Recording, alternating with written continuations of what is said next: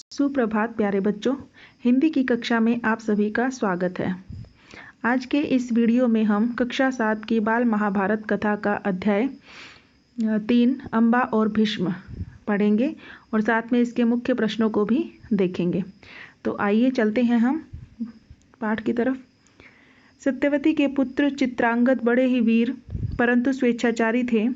एक बार किसी गंधर्व के साथ युद्ध हुआ, उसमें वह मारे गए। उनके कोई पुत्र न था, इसलिए उनके छोटे भाई विचित्रवीर्य हस्तिनापुर की राजगद्दी पर बैठे। यानी विचित्रवीर्य और चित्रांगद जो दो भाई थे, सत्यवती के पुत्र थे, उसमें बड़े पुत्र चित्रांगद की मृत्यु के बाद विचित्रवीर्य राजगद्दी पर बैठे। तो विचित्रवीर्य की आयु उस समय बहुत छोटी थी, यानी बहुत कम आयु के थे वो। इस कारण उनके बालिग होने तक, यानी उनके बड़े होने तक राजकाज भीष्म को ही संभालना पड़ा। तब तक राजगद्दी पर भीष्म को बैठाया गया और राजकाज उन्होंने ही देखा। जब विचित्रवीर्य विवाह के योग्य हुए तो भीष्म को उनके विवाह की चिंता हुई। उन्हें खबर लगी कि काशीराज की कन्याओं का स्वयंवर होने वाला है। यह जानकर भीष्म बड़े खुश हुए और स्वयंवर में सम्मिलित होने के लिए काशी रवाना हो गए। देश विदेश के अनेक राजकुमार उस स्वयंवर में भाग लेने के लिए आए थे।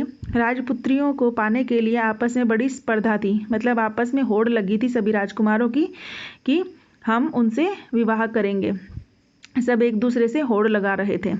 अब वहाँ पर भीष्म जो है वो स्वयं विवाह करने के लिए नहीं गए थे, क्योंकि उन्होंने स्वयं तो प्रतिज्ञा ली थी। पिछले अध्याय में हमने पढ़ा था कि उन्होंने आजीवन ब्रह्मचारी रहने की प्रतिज्ञा ली थी, यानी आजीवन विवाह न करने की प्रतिज्ञा उन्होंने ली थी। परंतु वह उस स्वयंवर में अपने भाई विचित्रवीर्य के लिए गए थे, उनकी विवाह की चिंता के कारण गए थे। तो क्षत्रियों ने भीष्म की प्रतिज्ञा की प्रतिष्ठा अद्वितीय थी, यानी क्षत्रियों में भी भीष्म की जो प्रतिज्ञा थी उसके बारे में सभी को पता था। तो उनके महान त्याग और भीषण प्रतिज्ञा का हाल सब जानते थे। इसलिए जब वह स्वयंवर मंडप में प्रविष्ट हुए तो राजकुमारों ने सोचा कि वह सिर्फ स्वयंवर देखने के लिए आए होंगे। परंतु जब स्वयंवर में सम्मिलित होने वालों में भीष्म ने भी अपना नाम दिया तो अन्य कुमारों को निराश होना पड़ा। अब अन्य कुमार निराश क्यों हुए? क्योंकि सबको पता था कि भीष्म तो बड़े ही बलवान हैं, बड़े शक्तिशाली हैं, तो उनके सामने वो हार जाएंगे, इसीलिए वो सब निराश हो गए थे। उनको क्या पता था कि दृढ़ व्रती भीष्म अपने लिए नहीं वरन अपने भाई के लिए स्वयंवर में सम्मिलित हुए हैं। सभा में खलबली मच गई। चारों ओर से भीष्म पर फप्तियां कसी जाने लगी, यानी उनको सब लोग बुरा भला कहने लगे, उनके बारे में बुरी बुरी बातें बोलने लगे। क्या क्या बोल रहे थे? माना कि भरतवंशी भीष्म बड़े बुद्धिमान और विद्वान हैं, स्वयंवर से इन्हें क्या मतलब। माना कि ये बहुत बुद्धिमान है, बहुत विद्वान है, लेकिन कहते हैं कि स्वयंवर से इनको क्या लेना देना है, क्योंकि इनके प्रण का क्या हुआ, यानी जो इन्होंने प्रण लिया था उसका क्या हुआ। इन्होंने तो कहा था कि मैं आजीवन विवाह नहीं करूंगा, तो फिर स्वयंवर में क्यों आए हैं। जीवन भर ब्रह्मचारी रहने की इन्होंने जो प्रतिज्ञा की थी, क्या वह झूठी थी? इस भांति सब राजकुमारों ने भीष्म की हंसी उड़ाई। यहाँ तक कि काशीराज की कन्याओं ने भी भीष्म की तरफ से दृष्टि फेर ली और उनकी अवहेलना सी करके आगे की ओर चल दी, यानी उन्होंने भी उनकी अवहेलना कर दी, उनका तिरस्कार किया। तो भीष्म इस अवहेलना को सहन न कर सके, यानी कि उन्हें अच्छा नहीं लगा, ये बात उनको सहन नहीं हुई। इसलिए उन्होंने सभी राजकुमारों को हराकर तीनों राजकन्याओं को बलपूर्वक रथ पर बैठा लिया और हस्तिनापुर को चल दिए। यानी कि स्वयंवर में उन तीनों कन्याओं को जीतकर, सभी राजाओं को हराकर और उन्हें अपने रथ पर बैठाकर वो अपने नगर हस्तिनापुर की तरफ चल दिए। सौप देश का राजा शाल्व बड़ा ही वीर था। काशीराज की सबसे बड़ी कन्या अम्बा उस पर अनुरक्त थी, यानी उससे प्रेम करती थी। अम्बा जो उसकी सबसे बड़ी लड़की थी वह, और उसको मन ही मन अपना पति मान चुकी थी। तो शाल्व ने भीष्म के रथ का पीछा किया और उसको रोकने का प्रयत्न किया। इस पर भीष्म और शाल्व के बीच घोर युद्ध छिड़ गया, यानी दोनों के बीच भयंकर युद्ध हुआ, क्योंकि दोनों ही महान योद्धा थे, वीर थे। तो भीष्म ने उन्हें हरा दिया। फिर अंत में भीष्म ने शाल्व को हरा दिया, किंतु काशीराज की कन्याओं की प्रार्थना पर उसे जीवित ही छोड़ दिया, यानी हरा दिया लेकिन उनको जान से नहीं मारा, क्योंकि उन कन्याओं ने उनसे प्रार्थना की उसको जीवित छोड़ने के लिए। तो भीष्म काशीराज की कन्याओं को लेकर हस्तिनापुर पहुँचे। विचित्रवीर्य के विवाह की सारी तैयारियां हो जाने के बाद जब कन्याओं को विवाह मंडप में ले जाने का समय आया तो काशीराज की बड़ी बेटी अम्बा एकांत में भीष्म से बोली, गांगे मतलब हे गंगा पुत्र, मैंने अपने मन में सौभ देश के राजा शाल्व को अपना पति मान लिया था। इसी बीच आप मुझे बलपूर्वक यहाँ ले आए हैं। मेरे मन की बात जानने के बाद आप मेरे बारे में अब जो उचित समझे करें। यानी उसने उसको अपने दिल की बात बता दी कि मैं तो राजा शाल्व को अपने मन में पति मान चुकी हूँ। ये सब जानते हुए भी अगर आप मेरा विवाह अपने भाई के साथ करवाना उचित समझें तो जैसा आप कहेंगे वैसी आपकी बात मैं मानने के लिए तैयार हूँ। तो भीष्म को अम्बा की बात जची, यानी उसे भी अम्बा की बात सही लगी कि जब वो मन ही मन में किसी और को पति मानती है तो उसके भाई के साथ उसका विवाह कराना उचित नहीं है। इसलिए उन्होंने अम्बा को उसकी इच्छानुसार उचित प्रबंध के साथ शाल्व के पास भेज दिया। यानी कि जहाँ वो जाना चाहती थी उसे उसी राजा के पास भेज दिया और अम्बा की दोनों बहनों अंबिका और अम्बालिका का विचित्र वीर्य के साथ विवाह करा दिया। यानी अंबिका और अम्बालिका जो उसकी दो छोटी बहनें थी, उनकी शादी, उनका विवाह विचित्र वीर्य के साथ उन्होंने करवा दिया। तो अम्बा अपने मनोनीत वर सौभराज शाल्व के पास गई और सारा वृतांत कह सुनाया। वृतांत होता है घटना, यानी बात, कि यह सारी बात उन्होंने उनको बताई। उसने कहा, राजन, मैं आपको ही अपना पति मान चुकी हूँ। मेरे अनुरोध से भीष्म ने मुझे आपके पास भेजा है। आप मुझे अपनी पत्नी स्वीकार कर लें। वह बताती है कि मैंने भीष्म से बात की, अपने मन की बात बताई तो उसने मुझे आपके पास भेज दिया, इसलिए आप मेरे साथ विवाह कर लें। पर शाल्व न माना। उसने अम्बा से कहा कि सारे राजकुमारों के सामने भीष्म ने मुझे युद्ध में पराजित किया और तुम्हें बलपूर्वक हरण करके ले गए। इतने बड़े अपमान के बाद मैं तुम्हें कैसे स्वीकार कर सकता हूँ। यानी उसने उसको ठुकरा दिया, मना कर दिया उसके साथ विवाह करने के लिए। तो तुम्हारे लिए अब उचित यही है कि तुम भीष्म के पास जाओ और उनकी सलाह के मुताबिक ही काम करो। बेचारी अम्बा हस्तिनापुर लौट आई और भीष्म को सारा हाल कह सुनाया। उन्होंने विचित्र वीर्य से कहा, वत्स, राजा शाल्व अम्बा को स्वीकार नहीं करता। इससे विदित होता है, विदित का मतलब होता है ज्ञात होता है, पता चलता है कि उसकी इच्छा अम्बा को पत्नी बनाने की नहीं थी। अब उसके साथ तुम्हारा ब्याह करने में कोई आपत्ति नहीं रही है, पर विचित्र वीर्य अम्बा के साथ ब्याह करने को राजी न हुए। यानी कि वो कहता है कि पहले तो मैंने मना इसीलिए किया था क्योंकि यह उसे अपना मन ही मन में पति मान चुकी थी, तो इसके साथ तुम्हारा विवाह करना उचित नहीं था। लेकिन अब जब उसने मना कर दिया है तो इससे पता चलता है कि वह तो इससे शादी करना ही नहीं चाहता था, इसलिए अब आप इससे विवाह कर लीजिए। परंतु विचित्र वीर्य ने भी अम्बा के साथ शादी करने से इनकार कर दिया।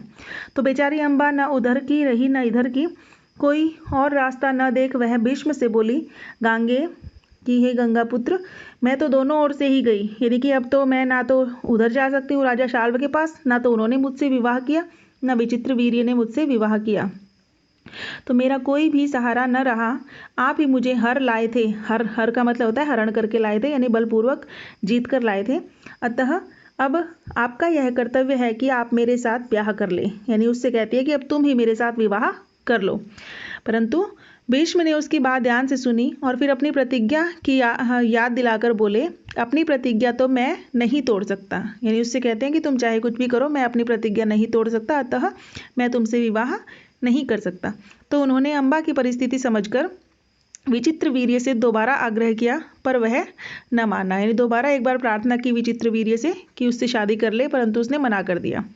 तो भीष्म ने अम्बा को फिर समझाया और कहा कि सौभराज शाल्व के पास जाओ और एक बार फिर से प्रार्थना करो। लाचार अम्बा फिर शाल्व के पास गई और उसकी बहुत मिन्नतें की, यानी उससे बहुत प्रार्थना की, लेकिन दूसरे की जीती हुई कन्या को स्वीकार करने से सौभराज ने साफ इनकार कर दिया। लेकिन उसने भी उसकी बात को नहीं माना। तो अम्बा इस प्रकार 6 साल तक हस्तिनापुर और सौभ देश के बीच ठोकरें खाती फिरी। यानी 6 साल लगभग उसने ऐसे ही अपने गुजार दिए, कभी शाल्व के पास जाती, कभी हस्तिनापुर वापस आती। तो इस तरह उसके 6 साल निकल गए। उसने अपने इस सारे दुख का कारण भीष्म को ही समझा। यानी उसे लगा कि उसके इस दुख का सबसे बड़ा कारण भीष्म ही है। उन पर उसे बहुत क्रोध आया और प्रतिहिंसा की आग उनके मन में जलने लगी। यानी प्रतिहिंसा, उनसे बदला लेने के लिए हिंसक भावना उनके मन में जागने लगी। तो भीष्म से बदला लेने की इच्छा से वह कई राजाओं के पास गई। यानी कई राजाओं के पास जाकर उसने प्रार्थना की भीष्म से बदला लेने के लिए और उनको अपना दुखड़ा सुनाया। भीष्म से युद्ध करके उनका वध करने की उसने राजाओं से प्रार्थना की। सबसे प्रार्थना की कि तुम भीष्म से युद्ध करो और उसका वध कर दो, तब मेरे मन को शांति मिलेगी। पर राजा लोग तो भीष्म के नाम से ही डरते थे, क्योंकि भीष्म बहुत ही प्रतापी, शक्तिशाली और बुद्धिमान था, इसलिए सब राजा उससे डरते थे। तो किसी में भी इतना साहस न था कि भीष्म से युद्ध करे। क्षत्रियों से एकदम निराश होकर अम्बा ने तपस्वी ब्राह्मणों की शरण ली। तपस्वियों ने कहा, बेटी तुम परशुराम के पास जाओ, वे तुम्हारी इच्छा अवश्य पूरी करेंगे। तब ऋषियों की सलाह पर अम्बा परशुराम के पास गई और फिर अंत में उन ऋषियों के समझाने पर, ब्राह्मणों के समझाने पर वह अम्बा है वो किसके पास, परशुराम के पास गई। तो अम्बा की तरुण कहानी सुनकर परशुराम का हृदय पिघल गया, यानी उन्हें उन पर दया आ गई। उन्होंने दयार्द्र स्वर में कहा, काशीराज कन्ये तुम मुझसे क्या चाहती हो, यानी उससे पूछा कि बताओ मैं तुम्हारे लिए क्या कर सकता हूँ, तुम मुझसे क्या चाहिए तुम्हें। तो अम्बा ने कहा, ब्राह्मण वीर मेरी प्रार्थना केवल यही है कि आप भीष्म से युद्ध करें। मैं आपसे भीष्म के वध की भीख मांगती हूँ। यानी उसने कहा कि मैं तो सिर्फ इतना चाहती हूँ कि भीष्म का वध हो जाए, आप उससे युद्ध करें और युद्ध में उसे पराजित करके उसका वध कर दे, बस मुझे इतना ही चाहिए। तो परशुराम को अम्बा की प्रार्थना पसंद आई, यानी उन्होंने उसकी बात मान ली। बड़े उत्साह के साथ वह भीष्म के पास गए और उन्हें युद्ध के लिए ललकारा। दोनों कुशल योद्धा थे और धनुष विद्या के जानकार भी। दोनों ही जितेंद्रिय और ब्रह्मचारी थे, यानी कि दोनों ब्रह्मचारी थे, परशुराम भी और भीष्म भी, और दोनों बहुत विद्वान भी थे, जितेंद्रिय भी थे। तो समान योद्धाओं की टक्कर थी। कई दिनों तक युद्ध होता रहा, फिर भी हार जीत का निश्चय न हो सका। अंत में परशुराम ने हार मान ली और उन्होंने अम्बा से कहा कि जो कुछ मेरे वश में था कर चुका, अब तुम्हारे लिए यही उचित है कि तुम भीष्म ही की शरण लो। यानी कि अंत में परशुराम ने हार मान ली और उसने वापस अम्बा को उसी भीष्म के पास भेज दिया कि अब मैं इससे ज़्यादा और कुछ नहीं कर सकता।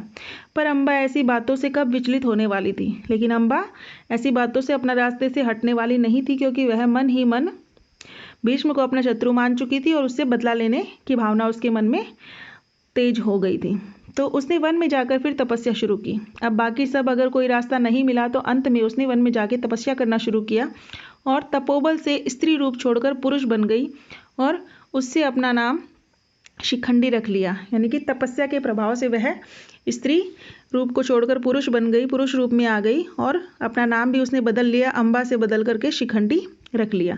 तो जब कौरवों और पांडवों के बीच कुरुक्षेत्र के मैदान में युद्ध हुआ तो भीष्म के विरुद्ध लड़ते समय शिखंडी रथ के आगे बैठा था और अर्जुन ठीक उसके पीछे। ज्ञानी भीष्म को यह बात मालूम थी कि अम्बा ही शिखंडी का रूप धारण किए हुए है, इसीलिए उन्होंने उस पर बाण चलाना अपनी वीरोचित प्रतिष्ठा के विरुद्ध समझा। अब वीरोचित प्रतिष्ठा के विरुद्ध क्यों समझा, क्योंकि नारी पर बाण चलाना या नारी पर प्रहार करना अपनी वीरों की प्रतिष्ठा के विरुद्ध माना जाता है, इसलिए उन्होंने उस पर बाण नहीं चलाया। और शिखंडी को आगे करके अर्जुन ने भीष्म पितामह पर हमला किया और अंत में उन पर विजय प्राप्त की।